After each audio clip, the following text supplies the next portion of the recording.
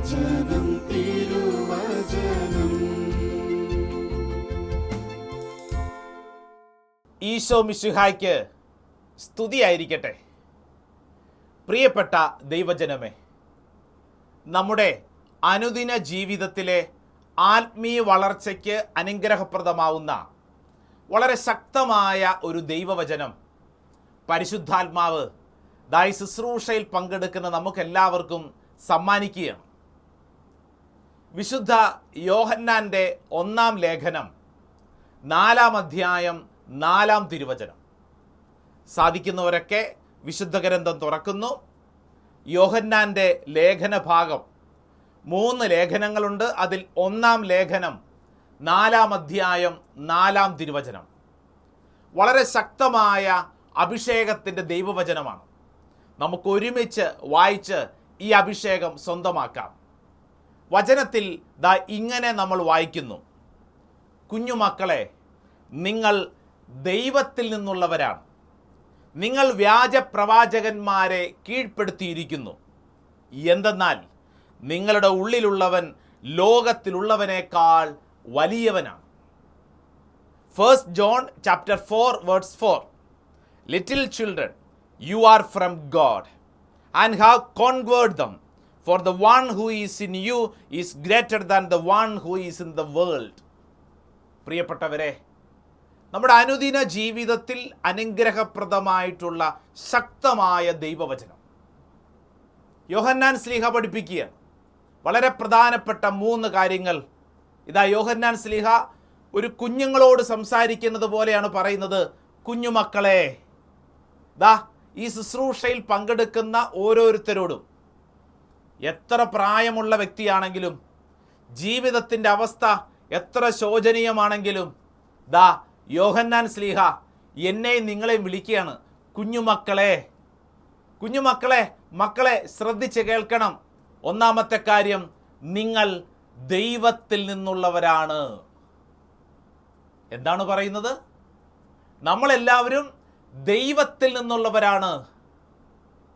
പ്രിയപ്പെട്ടവരെ, ഇത് വളരെ പ്രധാനപ്പെട്ട കാര്യമാണ്.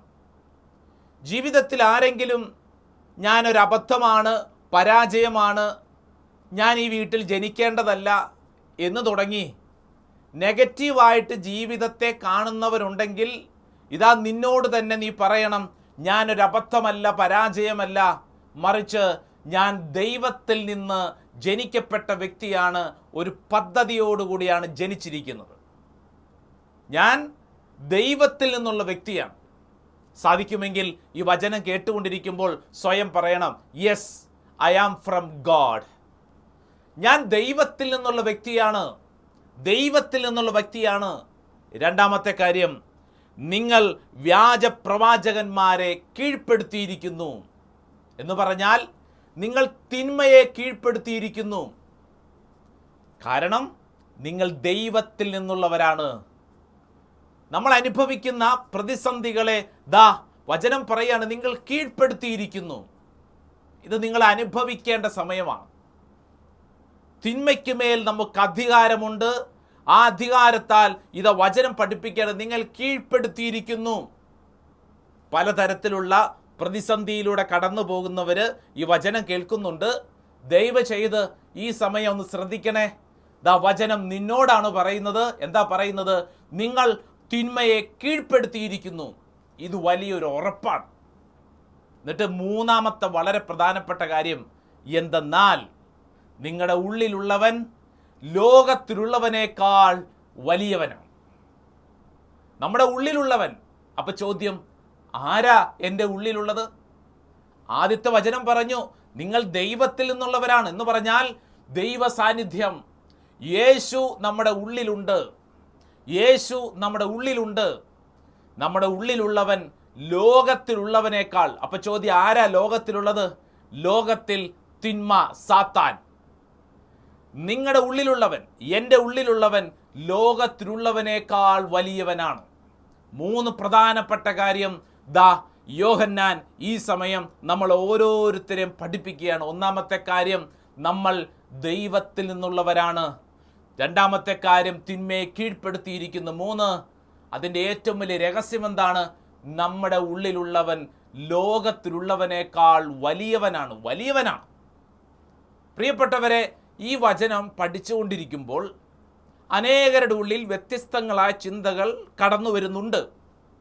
കാരണം പലപ്പോഴും ജീവിതത്തിലെ ചില പ്രതിസന്ധികളൊക്കെ നമ്മൾ അനുഭവിക്കുമ്പോൾ നമ്മൾ തോന്നിപ്പോകും, കാരണം ഈ പുറമേയുള്ള പ്രതിസന്ധി എന്നെ പരാജയപ്പെടുത്തുമോ, എന്നെ ഭരിക്കുമോ, തിന്മയ്ക്കാണോ നന്മയ്ക്കാണോ ശക്തി കൂടുതൽ, പലതിനെയും നമ്മൾ ഭയപ്പെടുന്നുണ്ട്. ഞാനൊരു ഉദാഹരണം ഈ വിഷയം പഠിക്കുന്നതിന് വേണ്ടി ഒന്ന് പങ്കുവയ്ക്കാം. ഈ അടുത്ത നാളിൽ ഒരു കുടുംബം വളരെ വലിയ സാമ്പത്തിക പ്രതിസന്ധിയിലൂടെ കുടുംബത്തെ സംസാരത്തിനിട വന്നു. പ്രിയപ്പെട്ടവരെ, ഏകദേശം 300ഓളം പേര് ഇവരുടെ കമ്പനിയിൽ, ഫാക്ടറിയിൽ ജോലി ചെയ്തുകൊണ്ടിരുന്നവരാണ്. സാമ്പത്തികമായി നല്ല നിലയിൽ ജീവിക്കുന്ന ഒരു കുടുംബം. കൊറോണയ്ക്ക് ശേഷം പലതരത്തിലുള്ള സാമ്പത്തിക പ്രതിസന്ധികൾ നമ്മുടെ ലോകം മുഴുവൻ അനുഭവിക്കുന്നുണ്ട്. ഈ കുടുംബം, ഈ ഫാക്ടറി വലിയ പരാജയത്തിലേക്ക് പോയിക്കൊണ്ടിരിക്കുകയാണ്.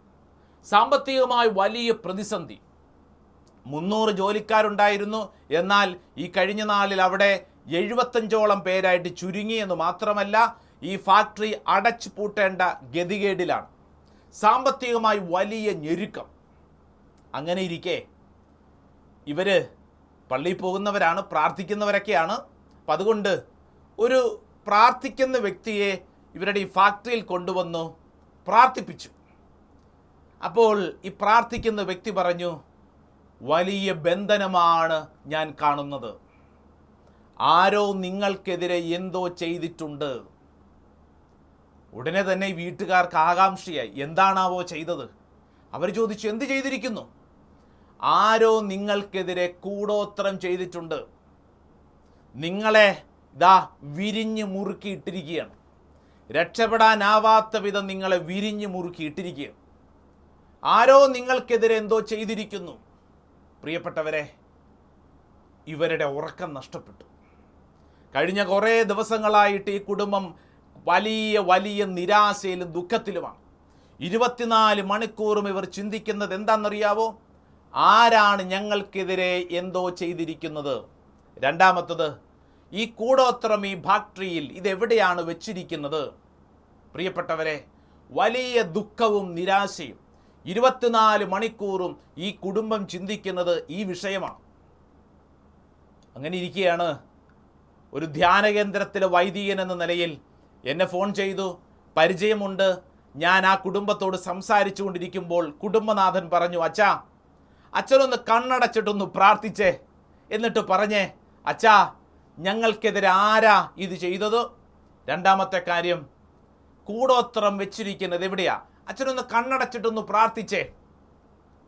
ഞാൻ പറഞ്ഞു, നിങ്ങൾ കടന്നു പോകുന്ന സാമ്പത്തിക പ്രതിസന്ധി എനിക്ക് മനസ്സിലാകും. ഇതിനുള്ള ഉത്തരം തേടി ഞാൻ കണ്ണടയ്ക്കേണ്ടതൊന്നുമില്ല, മറിച്ച് ചില കാര്യങ്ങൾ ഞാൻ പറയാം. ഞാൻ പറഞ്ഞു, ഒന്നാമത്തെ കാര്യം, നിങ്ങളെല്ലാവരും തന്നെ നന്നായി ഒരുങ്ങി കുമ്പസാരിക്കണം, കുടുംബ പ്രാർത്ഥന ശക്തമാക്കണം, ചില ആത്മീയമായ ചില കാര്യങ്ങൾ ചെയ്യേണ്ടതുണ്ട്, അത് ചെയ്യണം.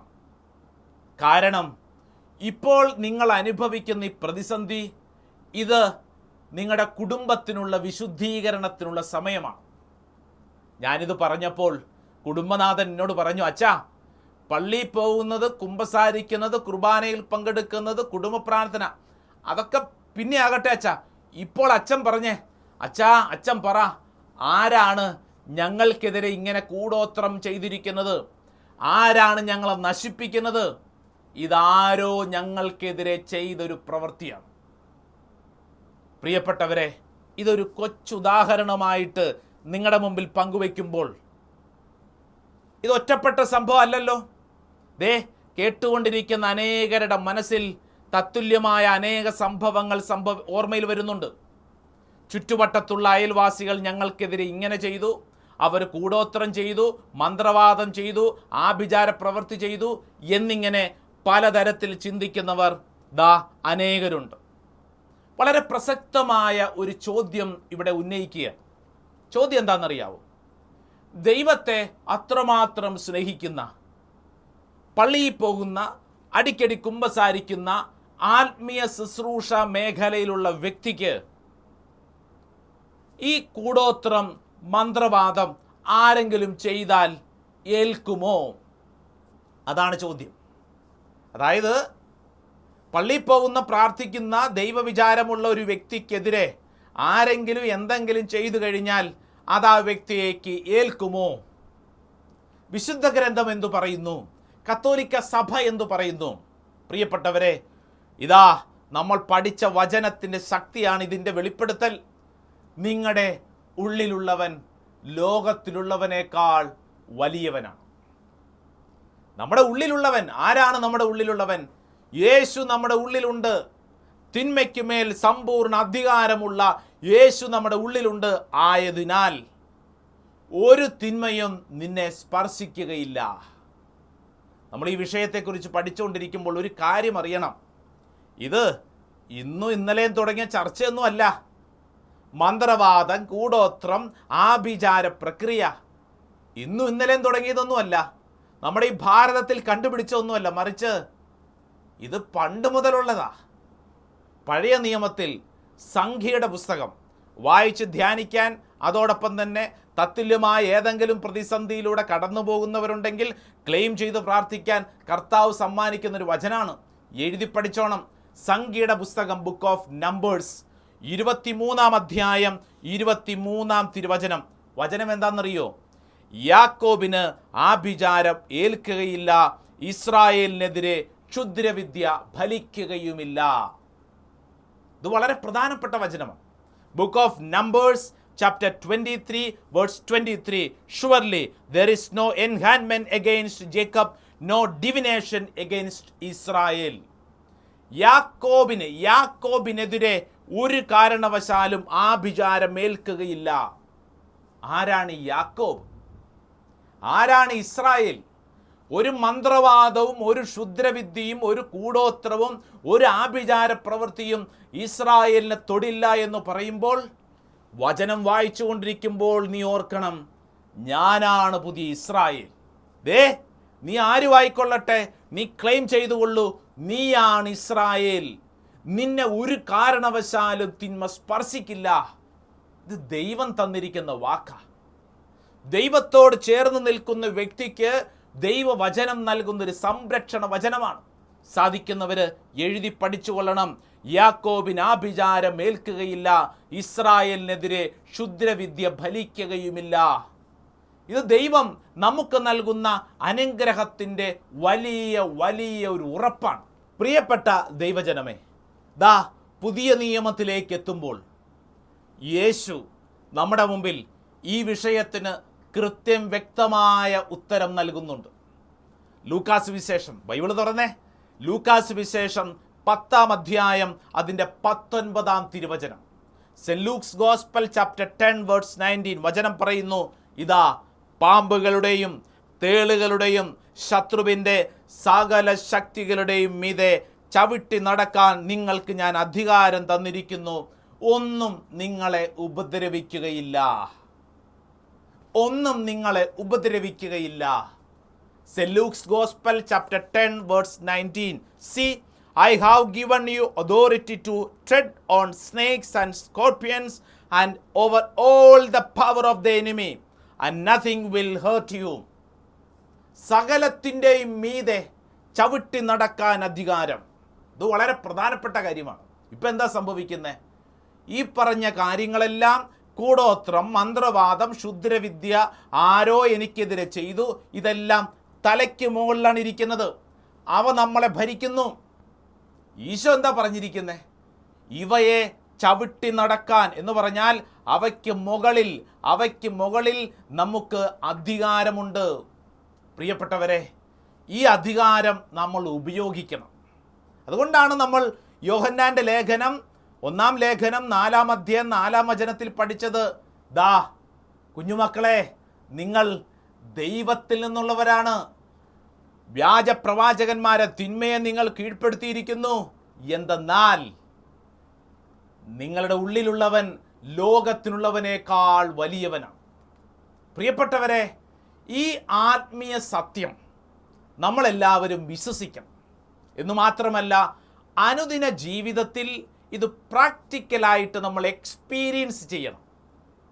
ആരെങ്കിലും എന്തെങ്കിലും പറഞ്ഞു എന്നതിനെ ഓർത്ത് അതിൻ്റെ പുറകെ പോയി നിൻ്റെ ജീവിതത്തിൽ നിൻ്റെ സന്തോഷം, അനുഗ്രഹം നഷ്ടപ്പെടുത്തി കളയരുത്. പലർക്കുള്ള കുഴപ്പം, ആ വ്യക്തി ഇങ്ങനെ പറഞ്ഞു, ഈ പ്രാർത്ഥനക്കാർ ഇങ്ങനെ പറഞ്ഞു. പ്രിയപ്പെട്ടവരെ, ചുറ്റുവട്ടത്തുള്ള കാര്യങ്ങളെ നീ ശ്രദ്ധിക്കുമ്പോൾ വിശുദ്ധ ഗ്രന്ഥം എന്നോട് എന്തു പറഞ്ഞു എന്നുള്ളത് വളരെ പ്രധാനപ്പെട്ട കാര്യമാണ്. പ്രിയപ്പെട്ടവരെ, ഈ വിഷയത്തെക്കുറിച്ച് പഠിക്കുമ്പോൾ ഇനി ഒരു കാര്യം കൂടെ പറഞ്ഞോട്ടെ. അതായത്, ഇനി ആരെങ്കിലും നിനക്കെതിരെ എന്തെങ്കിലും ചെയ്തിട്ടുണ്ടെന്ന് കരുതുക. നീ പ്രാർത്ഥിച്ചാൽ, ഞാൻ പ്രാർത്ഥിച്ചാൽ, നമ്മൾ പ്രാർത്ഥിച്ചാൽ ഈ വിഷയത്തിന് മാറ്റം സംഭവിക്കും. ഇത് വളരെ പ്രധാനപ്പെട്ട കാര്യമല്ലേ? എത്ര വലിയ കൊടികുത്തിയ തിന്മയാണെങ്കിലും നീ പ്രാർത്ഥിച്ചാൽ ഉത്തരമുണ്ട്. നീ പ്രാർത്ഥിച്ചാൽ ആ തിന്മ വിട്ടുമാറും. ഇത് കർത്താവ് നൽകിയിരിക്കുന്ന വാഗ്ദാനമാണ്. അതുകൊണ്ടാണ് ലൂക്കാ സുവിശേഷം 10-ാം അധ്യായം 18-ാം വചനത്തിൽ നമ്മൾ കാണുന്നു. അതായത്, ശിഷ്യന്മാർ യേശുവിൻ്റെ നാമത്തിൽ പ്രസംഗിക്കുന്നു, യേശുവിൻ്റെ നാമം ഉച്ചരിക്കുന്നു, യേശുവിൻ്റെ നാമത്തിൽ കരങ്ങൾ ഉയർത്തുന്നു. എന്ത് സംഭവിച്ചു? വചനം പറയുന്നു, സാത്താൻ സ്വർഗത്തിൽ നിന്ന് ഇടിമിന്നൽ പോലെ നിപതിക്കുന്നത് ഞാൻ കണ്ടു. ഈശോ പറഞ്ഞതാ, മക്കളെ, നിങ്ങൾ എന്നെ പ്രതി, എൻ്റെ നാമത്തെ പ്രതി കരങ്ങൾ ഉയർത്തിയപ്പോൾ, പ്രാർത്ഥിച്ചപ്പോൾ എന്ത് സംഭവിച്ചു? സാത്താൻ സ്വർഗത്തിൽ നിന്ന് ഇടിമിന്നൽ പോലെ saint Luke's gospel chapter 10 verse 17 and 19, 18. Lord, in your holy name, even the demons submit to us. He said to them, I watched Satan fall from heaven like a flash of lightning. നിന്റെ നാമത്തിൽ. അതുകൊണ്ടാണ് നമ്മൾ യേശുവിൻ്റെ നാമം പറഞ്ഞ് പ്രാർത്ഥിക്കണമെന്ന് പറയുന്നത്. യേശുവിൻ്റെ നാമം പറഞ്ഞ് പ്രാർത്ഥിക്കുമ്പോൾ സകല തിന്മകളും നമ്മയ്ക്ക് മുമ്പിൽ ഇതാ അടിയറ പറയും. ശക്തനായവൻ്റെ മുമ്പിൽ അശക്തനായവയ്ക്ക് പിടിച്ചു നിൽക്കാൻ പറ്റില്ല. വിശുദ്ധ ഗ്രന്ഥം ആവർത്തിച്ച് ഈ ഉറപ്പ് നമുക്ക് നൽകുന്നുണ്ട്. അതുകൊണ്ടാണ് ബൈബിള് പറയുന്നത്, നിങ്ങൾ ഒറ്റയ്ക്കല്ല. നമ്മൾ ഒറ്റയ്ക്കല്ല. നമ്മുടെ പലപ്പോഴുമുള്ള പ്രശ്നം എന്താ? അയ്യോ, ഞാനിനി എന്ത് ചെയ്യും? ഈ പ്രശ്നത്തിൽ പെട്ടുപോയല്ലോ. നിരാശപ്പെടല്ലേ, നീ ഒറ്റയ്ക്കല്ലെന്നേ. നിന്നെ ശക്തനാക്കുന്ന ഒരു വലിയ സഹായകനെ വിശുദ്ധ ഗ്രന്ഥം നമുക്ക് നൽകിയിട്ടുണ്ട്. അത് പരിശുദ്ധാത്മാവാണ്. വചനത്തിൽ ഇങ്ങനെ പഠിപ്പിക്കുന്നു, യോഹന്നാന്റെ സുവിശേഷം 14-ാം അധ്യായം 18-ാം തിരുവചനം, ഞാൻ നിങ്ങളെ അനാഥരായി വിടുകയില്ല. ഇതൊരു ഉറപ്പാണ്. ഞാൻ നിങ്ങളെ അനാഥരായി വിടുകയില്ല. വീണ്ടും മത്തായി സുവിശേഷം 28-ാം അധ്യായം 20-ാം വചനം, വിശുദ്ധ ഗ്രന്ഥം മത്തായിയുടെ സുവിശേഷത്തിൻ്റെ അവസാനത്തെ വചനം പറഞ്ഞിരിക്കുക, യുഗാന്തം വരെ എന്നും ഞാൻ നിങ്ങളോടുകൂടെ ഉണ്ടായിരിക്കും. യുഗാന്തം വരെ എന്നും ഞാൻ നിങ്ങളോട് കൂടെ ഉണ്ടായിരിക്കും. പ്രിയപ്പെട്ടവരെ, ഈ വിശുദ്ധ ഗ്രന്ഥത്തിൽ പറഞ്ഞിരിക്കുന്ന വാഗ്ദാനങ്ങൾ നമുക്ക് അനുദിന ജീവിതത്തിൽ അനുഭവിക്കാം. ഇത് വെറുതെ എഴുതി വച്ചിരിക്കുന്നതല്ല, മറിച്ച് അനുഭവിക്കാൻ കർത്താവ് തന്നിരിക്കുന്നതാണ്. ഒരു പ്രതിസന്ധിയും പ്രശ്നമൊക്കെ ഉണ്ടാകുമ്പോൾ ഈ വചനങ്ങളൊക്കെ പറഞ്ഞ്, ഞാൻ ഒറ്റയ്ക്കല്ല, ഞാൻ അനാഥനല്ല, ഈ സഹായകൻ എൻ്റെ കൂടെയുണ്ട്, പരിശുദ്ധാത്മാവ് എൻ്റെ കൂടെയുണ്ട്, ആ ദൈവശക്തിയിൽ ഞാൻ ഏത് പ്രതിസന്ധിയും അതിജീവിക്കും, നമ്മളോട് തന്നെ ക്ലെയിം ചെയ്തു പറഞ്ഞ് അഭിഷേകം പ്രാപിക്കണം. ഈ വിഷയത്തെക്കുറിച്ച് സംസാരിക്കുമ്പോൾ ഒരു കാര്യം കൂടെ ഓർമ്മപ്പെടുത്തിക്കൊള്ളട്ടെ. ഇനി ഈ സാമ്പത്തിക പ്രതിസന്ധി ഇല്ലാത്തവരാരാണ്? അല്ലേ? കുടുംബത്തിൽ പ്രശ്നങ്ങൾ ഇല്ലാത്തവരാരാണ്? എല്ലായിടത്തും പ്രശ്നങ്ങളുണ്ട്, ഉണ്ടാകും. എന്നാൽ ഒരു പ്രതിസന്ധി അനുഭവിക്കുമ്പോൾ ഓർത്തുകൊള്ളണം, അതിൻ്റെ പിന്നിൽ കർത്താവ് ഒരു സന്ദേശം നൽകുന്നുണ്ട്. നീ അനുഭവിക്കുന്ന സാമ്പത്തിക പ്രതിസന്ധിയാണ്, അല്ലെങ്കിൽ കുടുംബത്തിലെ വലിയൊരു അസ്വസ്ഥതയാണ്, മകനെക്കുറിച്ചോ മകളെക്കുറിച്ചുള്ള ഒരു ഭാരമാണ്, ഭാവിയെക്കുറിച്ച് ചിന്തിക്കുമ്പോഴുണ്ടാകുന്ന ഉത്കണ്ഠയാണ്. കർത്താവ് നീ അനുഭവിക്കുന്ന പ്രതിസന്ധിയിലൂടെ ചില കാര്യങ്ങൾ നമ്മളോട് സംസാരിക്കുന്നുണ്ട്. അതെന്താ അങ്ങനെ സംസാരിക്കുന്നത്? അതാണ് ദൈവത്തിൻ്റെ കൃപ. ഒരു തകർച്ചയും ദൈവം അറിയാതെയല്ല, നമ്മളെ വിശുദ്ധീകരിക്കുന്നതിനു വേണ്ടിയത്രേ. നമ്മളെ വിശുദ്ധീകരിക്കുന്നതിനു വേണ്ടിയത്രേ. നമ്മുടെയൊക്കെ കുടുംബത്തിലും സ്വഭാവത്തിലും ചില മാറ്റങ്ങൾ അനിവാര്യമാണ്. ഞാൻ ആദ്യം പറഞ്ഞ കുടുംബം ഇല്ലേ, ഫാക്ടറി ഉണ്ടായിരുന്നു, 300 കമ്പനിക്കാരുണ്ടായിരുന്നു, ഇപ്പോൾ 75ആയി. സാമ്പത്തിക വലിയ പ്രതിസന്ധി. ആരോ കൂടോത്രം ചെയ്തിരിക്കുന്നു. എന്നിട്ട് അവർ പറഞ്ഞത്, അച്ഛനൊന്ന് കണ്ണടച്ചിട്ട് പറഞ്ഞേ, ആരാ ഞങ്ങൾക്കെതിരെ ചെയ്തിരിക്കുന്നത്? പ്രിയപ്പെട്ടവരെ, ആ കുടുംബത്തിൻ്റെ കാര്യങ്ങളൊക്കെ അത്യാവശ്യം അറിഞ്ഞ സ്ഥിതിക്ക് ഞാൻ അവരോട് പറഞ്ഞത് നിങ്ങളുടെ വിശുദ്ധീകരണത്തിന് വേണ്ടിയാണ്. കുടുംബനാഥൻ ജീവിതത്തിൽ അനേക തിന്മകളിലൂടെ കടന്നു പോകുന്നു. ആ വ്യക്തിയുടെ വിശുദ്ധീകരണത്തിന് വേണ്ടിയാണ്. ഞാൻ പറഞ്ഞത് ഇങ്ങനെയാണ്, നന്നായൊരു കുമ്പസാരം, നല്ലൊരു കുമ്പസാരം, അനുതപിച്ച് തമ്പുരാൻ്റെ പക്കലേക്ക് കടന്നു വരിക, കുടുംബത്തിൽ കുടുംബാംഗങ്ങൾ ഒരുമിച്ച് പ്രാർത്ഥിക്കുക, ദൈവത്തോട് കൂടുതൽ എടുക്കുക, ആത്മീയമായി വളരുന്നതിനുള്ള അവസരമാണ്. അതല്ലാതെ ചുറ്റുവട്ടത്തുള്ള സാഹചര്യങ്ങളെ, വ്യക്തികളെ കുറ്റപ്പെടുത്തി കളിയാക്കി പരിഹസിച്ച് അവർ കാരണമാണ് ഞാനിങ്ങനെ അനുഭവിക്കുന്നതെന്ന് പറഞ്ഞുകൊണ്ട് നടന്നാൽ നമ്മൾ ഒരിക്കലും അനുഗ്രഹം പ്രാപിക്കുന്നില്ല. പഴയ നിയമത്തിലെ ജോബിനെ പരിചയമുണ്ടല്ലോ. ജോബ് സഹനപുത്രൻ, എടുത്തു പഠിച്ചാൽ മതി. സഹന വഴികളിലൂടെ പ്രതിസന്ധികളിലൂടെ കടന്നുപോയപ്പോൾ ജോബിൻ്റെ ചില കൂട്ടുകാരന്മാർ വന്നിട്ട് ജോബിനോട് പറഞ്ഞു, ജോബേ നീ ഇങ്ങനെയൊക്കെ അനുഭവിച്ച് തീരുവടാ. ജോബിനോട് പറഞ്ഞടാ, നീ തീർന്നടാ, നീ നന്നാകാൻ പോകുന്നില്ലടാ, ഇത് വങ്ങി ഇങ്ങനെ സംഭവിച്ചടാ. ഇങ്ങനെ എല്ലാ കാര്യങ്ങളും ജോബിനോട് പറഞ്ഞുകൊണ്ടിരിക്കുക. ജോബ് എന്തു പറഞ്ഞു? അതാണ് പ്രധാനപ്പെട്ട കാര്യം. ജോബ് എന്തു പറഞ്ഞു? ജോബിൻ്റെ പുസ്തകം നമ്മൾ വായിക്കുമ്പോൾ ഇങ്ങനെ വായിക്കുന്നു. 19-ാം അധ്യായം 26-ാം തിരുവചനം. Book of job chapter 19:26. എൻ്റെ ചർമ്മം അഴുകി ഇല്ലാതായാലും എൻ്റെ മാംസത്തിൽ നിന്ന് ഞാൻ ദൈവത്തെ കാണും. എൻ്റെ ചർമ്മം ഞാൻ അഴുകി ഇല്ലാണ്ടായാലും ഞാൻ എൻ്റെ ദൈവത്തോട് വിശ്വസ്തനാണ്. എൻ്റെ പ്രിയപ്പെട്ടവരെ, നീ അനുഭവിക്കുന്ന തകർച്ചകൾ എത്ര വലുതാണെങ്കിലും, എത്ര കണ്ണുനീരിൻ്റെ അനുഭവത്തിലാണെങ്കിലും ദൈവത്തെ മുറുകെ പിടിച്ചോണം. എന്നിട്ട് എന്തു ചെയ്യണം? നിന്നെ നശിപ്പിക്കുന്ന, നിന്നെ കളിയാക്കുന്ന, നിന്നെ ഒരുപക്ഷെ പരാജയപ്പെടുത്താൻ ശ്രമിക്കുന്ന മറ്റുള്ളവർക്ക് വേണ്ടി പ്രാർത്ഥിക്കുക. നീ മറ്റുള്ളവർക്ക് വേണ്ടി പ്രാർത്ഥിക്കുക. നിന്നെ നശിപ്പിക്കുന്ന കൂടോത്രവും മന്ത്രവാദവും എന്തെങ്കിലും ആയിക്കൊള്ളട്ടെ, നിനക്ക് ചെയ്യുന്ന, നിന്നെ പരാജയപ്പെടുത്താൻ ശ്രമിക്കുന്നവർക്ക് വേണ്ടി നീ പ്രാർത്ഥിക്കുക. അങ്ങനെ പ്രാർത്ഥിക്കുമ്പോൾ എന്ത് സംഭവിക്കും? നിന്റെ പ്രാർത്ഥന വഴിയായി അത്ഭുതങ്ങൾ സംഭവിക്കും. നിന്റെ പ്രാർത്ഥന വഴിയായി ദൈവിക ഇടപെടലുകൾ ഉണ്ടാകും. അതാണ് ജോബ് നമ്മളെ പഠിപ്പിക്കുന്നത്. ജോബിൻ്റെ പുസ്തകം അവസാന വരികളിലേക്ക് എത്തുമ്പോൾ 42-ാം അധ്യായം 10-ാം തിരുവചനത്തിൽ ഇങ്ങനെ കാണുന്നു.